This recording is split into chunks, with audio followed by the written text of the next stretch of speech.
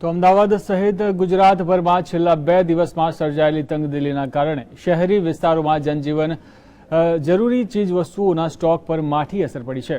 ખાસ કરીને અમદાવાદ શહેરમાં લીલા શાકભાજીની આવકમાં 25%થી વધુનો ઘટાડો નોંધાયો છે। તો છેલ્લા 2 દિવસમાં અમદાવાદ એપીએમસીમાં આસપાસના ગામોમાંથી આવતા શાકભાજીના જથ્થામાં પણ ઘટાડો નોંધાયો છે।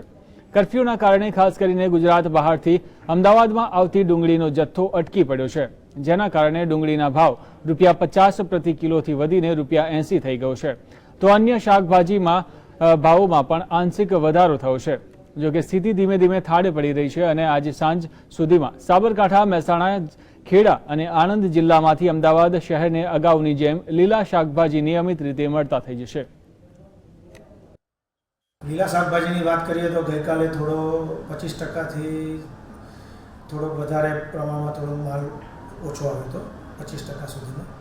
આજે રાબેતા મુજબ માર્કેટમાં માલ છે, પણ તો બી એમાં થોડોક 10% ઘટાડો જોઈ શકાય। તેનું મુખ્ય કારણ છે આજે અત્યારે જે પરિસ્થિતિ પ્રવર્તી રહી છે એના હિસાબે